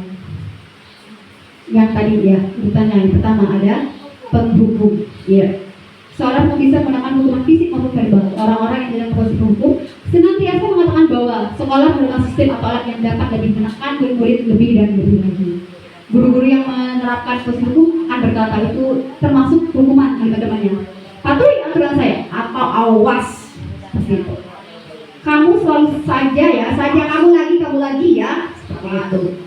Selalu, pasti selalu yang terakhir selesai kamu ya. Irfan ini selalu terakhir ulangnya, seperti itu. Nah, guru seperti ini saya percaya hanya ada satu cara agar pembelajaran bisa berhasil, yaitu ya cara dia. Iya. Yang kedua, pembuat merasa bersalah. Posisi ini biasanya guru akan bersuara lemah lembut. Ya, lembut suaranya sih lembut, tapi tujuannya tetap marah sebenarnya. Gitu. Ibu sangat kecewa sekali dengan kamu, Reka, seperti itu, ya. Iya. Berapa kali Bapak harus memberitahu kamu, Reka, supaya rajin-rajin menulis, seperti itu. Gimana coba? Kalau orang tua kamu tahu kamu berbuat begini, dia buat ya Reka jadinya sedih, rasa bersalah, seperti itu. Ya, di posisi ini murid akan memiliki penilaian diri yang buruk tentang diri mereka. Murid merasa tidak berharga dan telah mengecewakan orang-orang yang disayanginya, seperti itu. Nah, mungkin ada guru-guru pilihan, siswanya dia sayang ya, misalnya Pak Ben, ada guru pada posisi ini tidak akan menyakiti murid, namun akan tetap berupaya mengontrol murid melalui persuasi. Posisi teman pada guru bisa negatif ataupun positif. Positif di sini berupa hubungan baik dengan yang terjadi antara guru dan murid. Guru di posisi teman menggunakan hubungan baik dan humor untuk mengaliri seorang. Mereka akan berkata, ayo bantulah demi Bapak ya. Ayo, ini tidak bantuan Bapak selama ini. Ya sudah, kalian tidak apa-apa. Nanti ibu bantu bereskan. Ya dimanja lah, seperti itu ibaratnya. Iya. Iya, hal negatif dari posisi teman adalah bila suatu saat guru tersebut tidak membantu, maka murid akan merasa kecewa, dia marah terus dibantu gurunya. Iya, jadi ketergantungan dengan gurunya. Saya pikir Ibu Winda itu teman saya, gitu nantinya. Apalagi yang perempuan kan ada manja ngomongnya seperti ini. Di kelas juga saya tulis nggak? Nggak bisa ya. Iya, wajar lah Bu kalau anak kelas 1 kan, iya. Murid merasa kecewaannya tidak mau lagi berusaha, dia nggak mau, kalau ada gurunya nggak ada perhatian, dia nggak mau berusaha lagi, seperti itu. Nah ini mungkin timbul murid hanya akan bertindak untuk guru tertentu. Ya kalau udah Pak Ben yang ngajar nggak mau deh belajar kayak gitu. Ini Pak Johan yang ganti nggak mau, maunya Pak Ben pokoknya yang ngajarnya seperti itu. Iya, murid akan tergantung pada guru tersebut. Yang keempat adalah guru sebagai pemantau. Mengawasi, kita bertanggung jawab atas perilaku orang-orang yang kita awasi. Posisi pemantau berdasarkan pada peraturan konsekuensi. Dengan menggunakan sanksi atau konsekuensi, kita dapat memisahkan hubungan pribadi kita dengan murid sebagai seorang yang menjalankan posisi pemantau. Pertanyaan yang biasa dipakai, peraturannya apa? Tadi itu yang keyakinan kelas mungkinnya. Apa yang telah kamu lakukan? Sanksi atau posisinya apa? Kayak gitu. Kita nanya anaknya sendiri, dia sadar diri dulu. Seorang pemantau sangat mengadakan perhitungan, catatan, data yang dapat digunakan sebagai bukti atas perilaku seseorang. Posisi ini akan menggunakan stiker, slip catatan, draft check, daftar cek. Posisi pemantau sendiri berawal dari teori stimulus respon yang netral tadi ya, yang menunjukkan tanggung jawab guru dalam mengontrol murid. Jadi kita punya catatan itu udah berapa kali dengan TPS, gitu kan. Dan yang terakhir adalah posisi manajer, yang nomor 5 ya. Iya, posisi paling terakhir itu yang paling bagus, seperti itu. Yang diinginkan guru itu harusnya begini loh, iya, menjadi seorang manajer. Posisi terakhir manajer adalah posisi yang dimana guru berbuat sesuatu bersama dengan murid, mempertanggungjawabkan perilakunya, mendukung murid agar dapat menentukan solusi atas permasalahannya sendiri. Seorang manajer telah memiliki keterampilan di posisi teman maupun pemantau, jadi dipasangkan teman dan pemantau. Dan dengan demikian bisa jadi di waktu-waktu tertentu kembali pada posisi kedua yang tadi, kadang bisa jadi teman tapi ada batasannya, bisa juga jadi pemantau. Iya, pemantau. Jadi di situ namun bila kita ingin murid yang kita menjadi manusia yang merdeka, mandiri dan bertanggung jawab, maka kita perlu mengacu kepada institusi yang dapat menjadikan murid kita seorang manajer bagi muridnya sendiri. Di manajer, murid diajak untuk menganalisis kebutuhan dirinya maupun putra lain. Di sini belakangnya bukan pada kemampuan membuat konsekuensi, namun dapat kolaborasi dengan murid bagaimana membagi kesalahan yang telah ada. Nah, dia berkata ini, apa yang kita yakini? Kembali dari kelas, kita harus punya, ya, catatan tadi udah kita tempel, udah di poster gitu, udah di kertas karton misalnya, kita tempel. Nah, kita lihat apa yang kita yakini, keyakinan kelasnya. Apakah kamu meyakininya? Begitu. Jika kamu meyakininya, apakah kamu bersedia memproyekinya? Jika kamu proyeki hal menunjukkan apa yang apa rencana kamu? Nah, kita tanya anaknya untuk menyelesaikan masalah. Jadi, ya tadi anaknya dibawa misalnya ke ruang guru, face to face, dari berbicara empat mata. Nah, tugas seorang manajer bukan untuk mengatur perilaku seseorang. Kita memilih murid untuk dapat mengatur dirinya. Seorang manajer bukannya memisahkan murid dari kelompoknya, tapi mengembalikan murid tersebut ke kelompoknya dengan lebih baik dan kuat. Percaya diri. Nah, bisa jadi dalam peraturan disiplin sehari kita akan kembali ke posisi teman atau pemantau. Jadi kadang-kadang kita bisa jadi teman, bisa dipakai jadi teman, kadang bisa menjadi pemantau. Karena murid yang ditangani belum siap diajak berdiskusi atau diundang melakukan kritik. Namun perlu disadari tujuan akhir dari 5 posisi kontrol tadi, seorang guru adalah pencapaiannya posisi manajer. Di mana di posisi inilah murid dapat menjadi pribadi yang mandiri, merdeka dan bertanggung jawab atas segala perilaku dan sikapnya, yang pada akhirnya dapat menciptakan lingkungan yang positif, nyaman dan aman tadi ya. Yang juga pertama tadi kan, maunya bagaimana lingkungan itu, kenapa harus positif. Nah, ini udah pembelajaran bagi 6. Restitusi 3 restitusi. Diana Gosen dalam bukunya telah merancang sebuah tahapan untuk memudahkan para guru dan orang tua dalam proses untuk menyiapkan anaknya untuk melakukan restitusi bernama segitiga restitusi.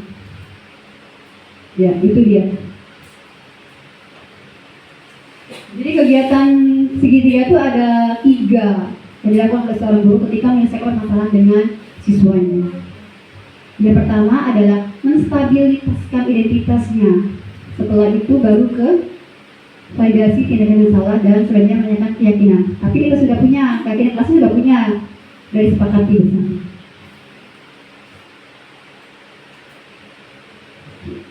Nah, ini yang pertama, menstabilkan identitas.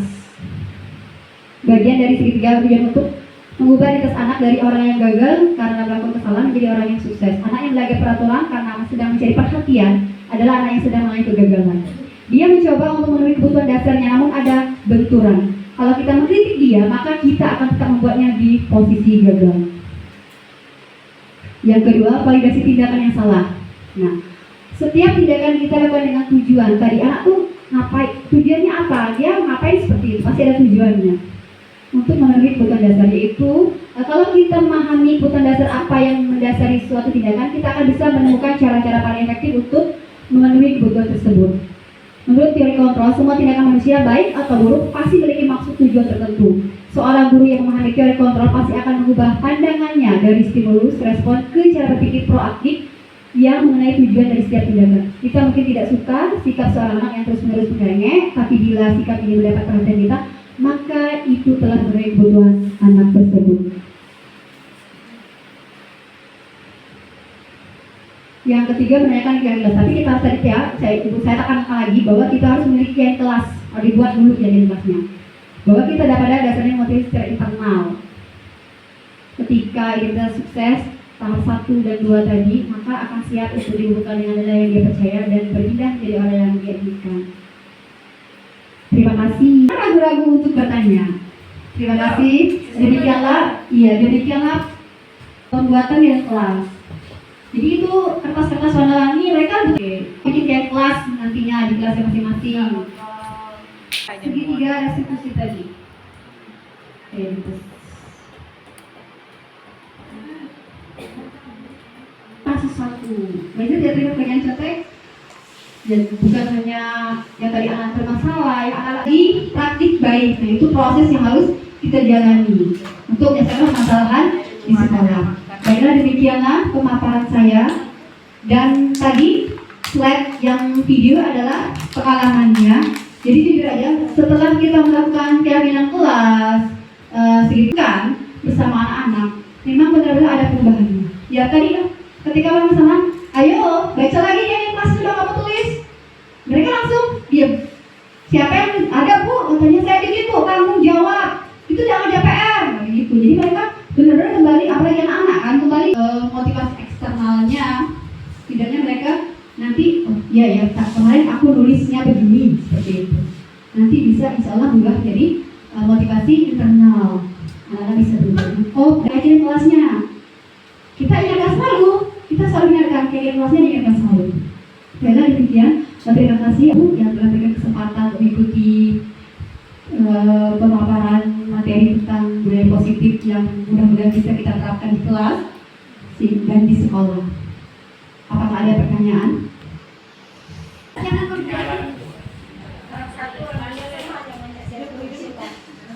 Jawab jangan marah ya. Kadang-kadang nyawa PR pun. Iya, kadang-kadang siap PR ya, agak bersama-sama. Baiklah, silakan Pak. Assalamualaikum. Waalaikumsalam warahmatullahi wabarakatuh. Nah, di sini yang saya tanyakan tadi tidak panjang lebar. Cuma di sini saya ada namanya lupa. Nah, yang sekarang ini ada lagi, rupanya muncul lagi. Dulunya kita tahu peraturan sekolah, atau peraturan kelas, atau kata tertib kelas, atau tertib sekolah. Sekarang keyakinan sekolah, keyakinan kelas. Ya bagi saya bukan menarik perbedaan itu, tapi isinya. Nah, yang ingin saya tanyakan kepada Ibu Direktur, apakah keyakinan sekolah atau yang selama ini kita sebut dengan kata tertib atau peraturan sekolah atau kelas itu seyogyanya seharusnya apakah guru atau pihak sekolah itu langsung membuatnya atau dimusyawarahkan? Misalnya seperti tadi, kalau dari pemaparan tadi itu yang terlibat di situ dengan anak. Ya mungkin memang ini keyakinan kelas. Nah, apakah yang ingin saya tahu pertama, apakah itu dibuat secara musyawarah atau diputuskan oleh guru yang bersangkutan atau monitor. Gitu. Yang kedua, apakah hanya dilibat? Kalau dilibatkan atau musyawarah, apakah cukup dengan anaknya? Atau mungkin dengan orang tuanya dulu? Atau bila perlu orang tuanya juga? Itu yang saya ingin menanyakan kepada Ibu Direktur. Saya rasa itu dulu yang bisa saya sampaikan. Nanti mungkin ada satu kalau misalnya ada waktu, kalau enggak ya terus nanti sama dulu. Waalaikumsalam warahmatullahi wabarakatuh. Terima kasih Pak CPI atas pertanyaannya. Untuk pertanyaan pertama tentang keyakinan kelas dan peraturan tadi ya. Pertama kita sudah jelaskan dari awal ada motivasi intrinsik dan motivasi ekstrinsik. Seperti itu ya. Nah, kenapa dia rubah tadi katanya dari peraturan jadi keyakinan tadi? Keyakinan dari percaya. Berarti maksud dari mereka ini adalah ya siswa itu bukan takut pada peraturan yang ada hukuman segala macam, tapi dia percaya bahwa dirinya bahwa oh saya dari dalam hati tadi, oh saya yang begini, saya harus begini. Sadar diri tadi Pak Ibrahim. Jadi sebetulnya maksudnya bahasanya agak lebih halus, memperhalus tadi jadi keyakinan. Jadi keyakinan pada kelas saya 4B seperti itu. Kita punya keyakinan kelas terus di depan tadinya yang didiskusikan sama-sama tadi jadi keyakinan kelas.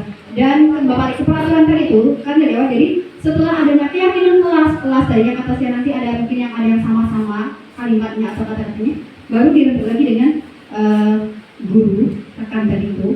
Setelah itu tadi baru kita sepakati dengan wali muridnya gitu. Ini sepakatan. Jadi kata Bapak tadi seandainya tapi dari proses ini kan tujuannya kita ada restitusi tadi Pak ya yang tidak tuh hukuman tadi maunya yaitu tadi setelah kita bahas permasalahan atensi yang tadi Maiza tadi misalnya Pak ya. Nah jadi setelah dibahas yakin apa yang melanggar pertama terus jadi kamu harus bagaimana perbaikinya. Dia jawab, saya kan marah-marah nih Bu katanya. Jadi keyakinannya apa? Oh saya harus lebih bersabar seperti itu. Nah kalau ya untuk Zaki tadi yang terlambat ke sekolah, tidak pikir tadi, ya nanti setelah ditanya. Jadi bagaimana? Apa alasan kamu tidak sekolah, datang terlambat? Saya bangun kesiangan Bu. Kenapa bangun kesiangan? Saya main HP Bu sambil begadang. Nah seperti itu. Dia bicara betul. Oh jadi sekarang bagaimana cara kita menyelesaikan masalah ini? Saya udah akan main HP lagi Bu katanya. Kata dia di sekolah kata anaknya. Ya sudah, tidak main HP lagi. Nanti Ibu akan bekerja sama dengan orang tua kamu agar tidak lagi begadang dan main HP untuk keyakinan kelas. Dan tadi ke rembuk tadi kata setiap kelas punya keyakinan kelas. Baru kita padukan dengan guru tadi ini keyakinan kelas. Baru disepakati anak-anak sepakat. Baru kita dengan orang tua ini baru kesepakatan guru dan anak-anak kita, Bapak Ibu seperti itu. Jadi kan nggak bisa hanya di sekolah. Anak itu berasal dari rumah. Jadi awalnya di rumah. Jadi kembali lagi ke rumah. Jadi kita sangat butuh bantuan dari orang tua. Dan kata Ibu Atina tadi, karena orang tuanya cuma ngasih uang, ngasih jajan, ngasih bekal, ya selesai. Dan di sekolah pun masih, Bu mau jajan Bu seperti itu. Untuk keyakinan kelas. Yang kedua, pertanyaan kedua tadi apa ya? Dibuat langsung kita yang membuat itu aja. Ya, jadi langsung apakah melalui musyawarahnya, musyawarahnya itu apakah hanya cukup dengan murid? Nah, kalau tadi saya memperhatikan ibu memaparkan di situ itu keyakinan itu dibuat antara guru sama murid. Guru sama murid selesai. Nah dari penjelasan itu tadi, dia langsung kalau keyakinan tadi kita hanya sebatas di situ, ini menurut saya ini akan kurang bagi kita selaku guru nanti. Kenapa? Oke, langkah pertamanya itu artinya antara guru sama murid dulu, sepakat dulu. Nah, tapi belum diterapkan ini aturan ini, karena diterapkan dulu. Alhamdulillah hasil sebenarnya. Artinya maksud saya itu aturan itu keyakinan itu nanti sudah sepakat dengan anak itu saran saya jangan langsung diterapkan sebab kalau tadi penjelasan sebagai teman, sebagai orang tua langkah bagusnya kalau boleh usul ini berbagi pengalaman itu Ibu Direktur. Terima kasih Bu. Ya, terima kasih Pak Sam atas berbagi pengalamannya dan juga masukan. Jadi kita sepakat dengan orang tua, baru kita selesaikan, dan kita selesaikan pada permasalahannya dengan cara melaksanakan segitiga restitusi tadi. Jadi seperti itu. Terima kasih. Baiklah Bapak Ibu, saya rasa cukup sampai di sini. Terima kasih atas perhatiannya. Terima kasih atas ikut sertanya dalam kegiatan aksi nyata modul 1.4 budaya positif. Semoga kita semua bisa menjadi guru-guru yang dicintai, disayangi anak-anak. Kita bisa menciptakan anak-anak emas yang cemerlang, yang membanggakan, yang kita harapkan dan yang mereka inginkan jadi seperti apa. Jadi mereka itu ya kos-kos juga. Apabila ada yang kata salah, saya mohon maaf. Kepada Allah mohon ampun. Akhir kata, wassalamualaikum warahmatullahi wabarakatuh. Waalaikumsalam warahmatullahi wabarakatuh.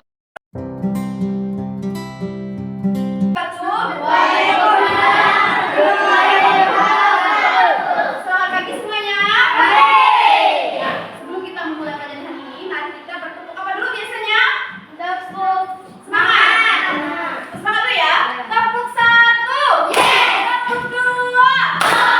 Tepuk 3. Semangat. Tepuk 4. Konsentrasi. Tepuk 5. Siap belajar. Kalian tepuk apa? Fokus. Sampai 1, 2, 3. Tepuk fokus. Melihat. Mendengar. Mengingat. Fokus. Baiklah, hari ini kita akan membuat keyakinan kelas. Ya, udah pernah mendengar kelas? Apa itu keyakinan? Keyakinan, apa keyakinan? Apa arti keyakinan? Peraturan kelas. Keyakinan. Keyakinan kelas. Keyakinan pada diri kita itu apa artinya? Kepercayaan. Kepada Tuhan itu percaya. Berarti kenapa kita harus bikin keyakinan kelas?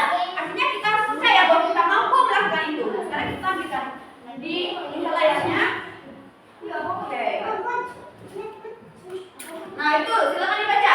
Keyakinan kelas adalah merupakan sebuah nilai-nilai kebajikan universal yang keseluruhan. Paham? Nah, yang telah disepakati secara tersirat dan tersirat dilaksanakan tersirat kita bikin gitu kayak gitu ya.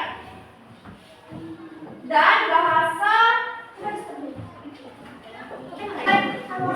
lihat, di sini coba lihat. Ya, perhatikan kan. Keyakinan kelas dibuat secara bersama-sama. Kita bersama-sama ya. Terus dengan seluruh siswa yang mempunyai nilai-nilai kebajikan. Tahu kebajikan kan artinya?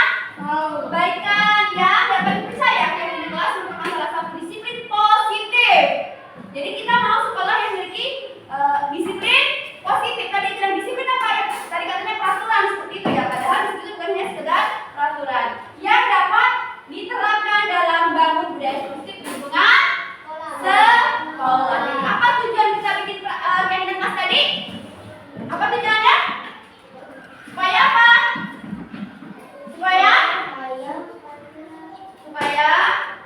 Supaya bisa bangun budaya positif di sekolah. Jadi nanti bagaimana cara bikin keyakinan kelasnya? Nah, manfaat keyakinan kelas seperti itu ya. Pertama adalah peserta didik tidak terbebani karena semua memiliki keyakinan kelas yang sama. Seperti itu. Yang kedua, peserta didik merasa aman dan nyaman berada di kelas. Tadi ingat ya nggak? Kita merasa nyaman, aman di kelas dan di sekolah karena kita punya keyakinan kelas. Setiap kelas harus mempunyai keyakinan kelas. Yang ketiga, peserta didik merasa dihargai atas pelibatan aktif semua anggota. Maksudnya apa di situ? Kita sama-sama membuat keyakinan kelas. Setiap orang memberikan satu kertas yang berisi keyakinan kelas. Itu manfaatnya. Jadi kita bekerja sama. Oke. Selanjutnya itu aksi nyatanya. Apa yang dilakukan? Pertama, membuat survei singkat pengamatan untuk merumuskan keyakinan kelas. Yang kedua, merumuskan program kegiatan untuk menanamkan budaya positif keyakinan kelas. Yang ketiga, melaksanakan program. Lakukan pengamatan dan pemantauan, mengadakan kegiatan refleksi dan tidak lanjut. Artinya setelah bikin keyakinan kelas harus kita laksanakan dengan ikhlas, bukan dengan adanya hukuman, adanya takut ini tidak. Tapi kita melaksanakan keyakinan kelas supaya itu kesadaran dari diri sendiri. Jadi bukan paksaan, ya. Jadi itu ada motivasi dari dalam diri kita, namanya motivasi intrinsik. Kalau bahasanya itu sadar diri. Tahu kan sadar diri? Oh, aku nggak boleh datang terlambat. Aku harus tanggung jawab, ada PR.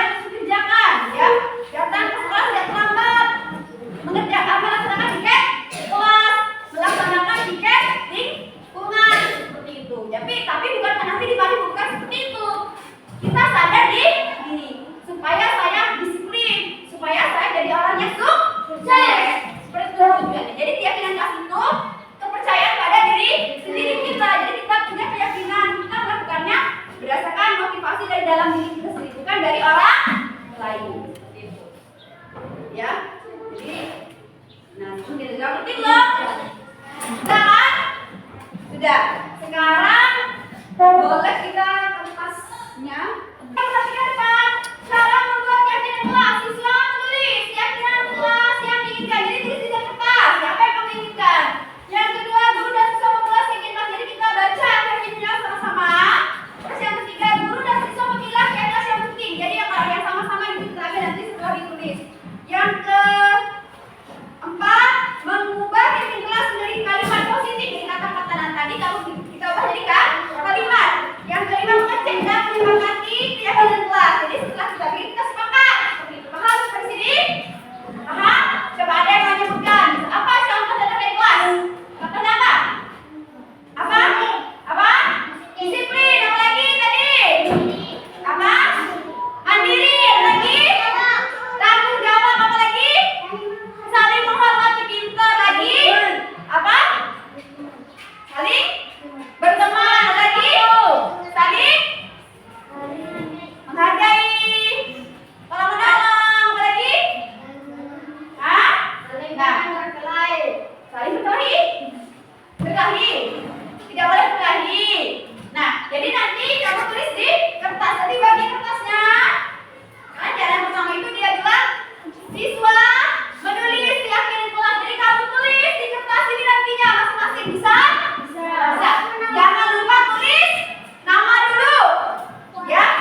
Jangan lupa tulis nama dulu lalu baru tulisnya dalam kotak berwarna. Siapa yang mau warna kuning? Siapa diambil Dominic? Warna biru. Yang mau warna hijau? Hijau boleh sini? Hijau. Berapa orang mau hijau? Berapa yang kerja siapa lagi hijau? Biru, Bu. Berapa? Hijau. Siapa lagi hijau? Yang mau biru? Ada ungu. Warna biru. Biru. Ya ya. Ya bukan dibagi aja ya masing-masing aja ya. Ya, daripada kita nanti ada lupa yang isinya. Ya bagi aja ya. Tasnya. Silakan oke. Sudah dapat?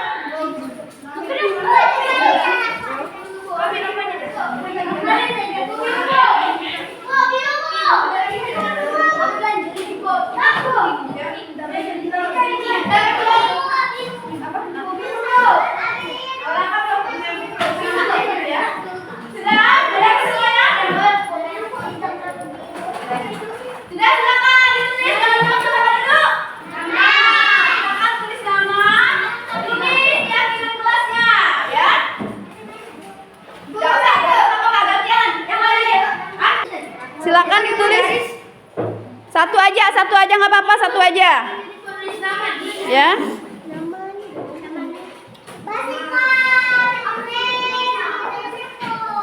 Sudah belum? Gila, silakan ditulis. Iya, namanya ditulis ya. Dah, bebas. Di dalam kotak, Bu. Ya, dalam kotak. Tulis keyakinan kelas kamu. Oke, namanya tulis dulu.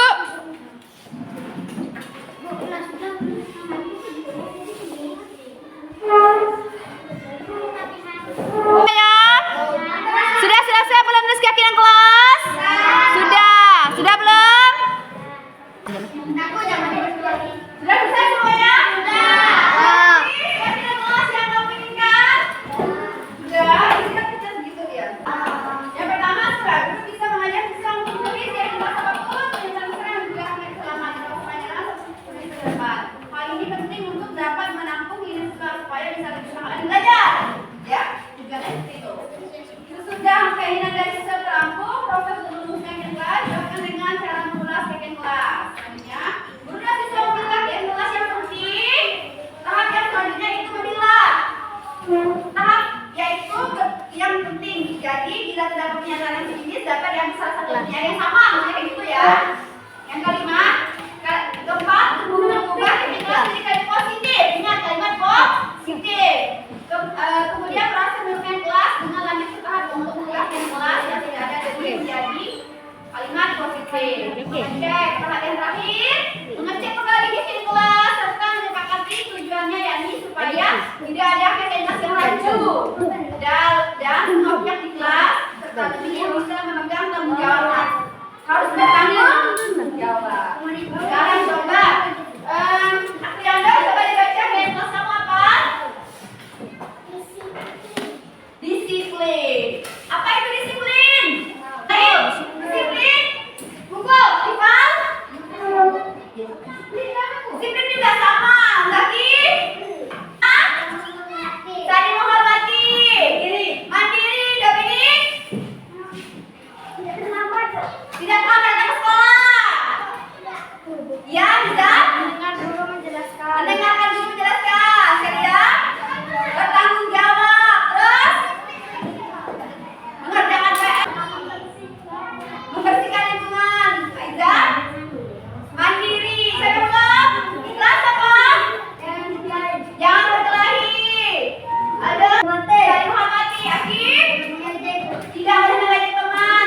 Terus yang tepat. Bisa ngerjain buku PR-nya hari Senin. Harus dikumpulkan. Jangan ada kerjaan. Nah, mengerjakan PR. Masuk ke keyakinan kelas kata apa? Sudah disiplin harus apa? Tanggung jawab. Tanggung jawab tadi. Ada nggak tanggung jawab tadi? Ada. Saling menghormati ada nggak tadi? Anak-anak yang mau ini dia supaya apa? Saling menghormati. Saling menyayangi antar teman sama dengan kata apa tadi? Yang kata kelas?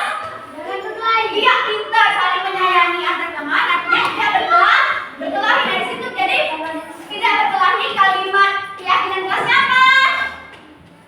Sama dengan punya siapa? Maiza, yaitu saling menghormati dan menyayangi. Terus sepakat tidak? Biar biasa mandiri. Ini mandiri. Contohnya tidak jalan orang tua menunggu di kelas. Mampu makan sendiri. Melaksanakan kegiatan secara mandiri. Terus ada tanggung jawab tadi? Ada tanggung jawab? Ada jawab. Sepakat tidak tanggung jawab? Sepakat. Jadi anak-anak menyepakati untuk dapat membiasakan sikap tanggung jawab, di antaranya yaitu merapikan mainan di rumah, buku di sekolah, di kelas, di rumah, alat serta barang-barang lainnya yang sudah digunakan. Jadi apapun yang kamu pakai, kamu rapikan kembali. Ya, seperti itu. Kayak misalnya kamu sudah rapikan tasnya, bukunya, mejanya rapi. Terus anak-anak juga dipakai untuk dapat tanggung jawab dalam melaksanakan segala kegiatan kebersihan. Ingat, kita harus bekerja sama saling menjaga kebersihan diri. Diri kamu dulu. Jangan lupa mandi, gosok gigi, ya kan? Mandinya pakai sabun, rambutnya di sabun. Terus sudah jaga kebersihan diri, kita juga harus menjaga kebersihan ke kelas. Setelah kelas mana? Di belakang, di depan, di samping, ya. Seperti itu. Supaya tercipta suasana yang nyaman dan lingkungan menjadi sehat. Lalu ada lagi yang perlu ditambahkan di sini? Sudah lengkap belum semuanya? Sudah. Sudah dapat keyakinan kelas kita? Sudah. Sepakat tidak? Sepakat. Bisa dilaksanakan tidak? Keyakinan kelas itu dari diri sendiri ya. Ya, ngerti nggak? Bukan karena paksaan, tapi kita sadar. Semuanya, mari tepuk tangan untuk kita semua. Yanglah, silakan duduk. Yanglah duduk. Basilah. Bu dibawa. Yang penting duduk. Zaki langsung salam. Lah duduk.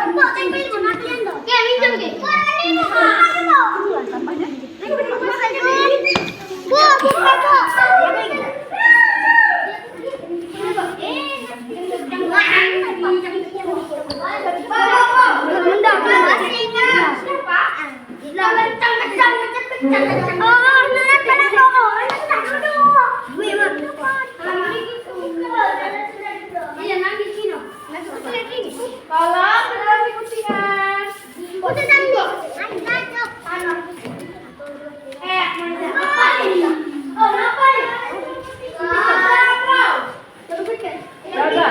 Duduk. Gak usah lari yang benar. Agak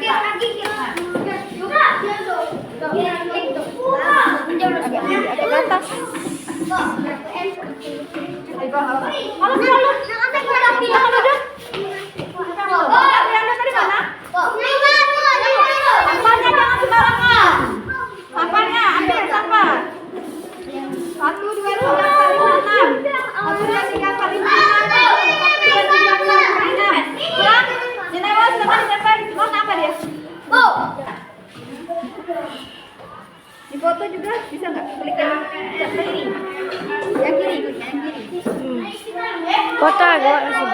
Ibu kan ada ibu.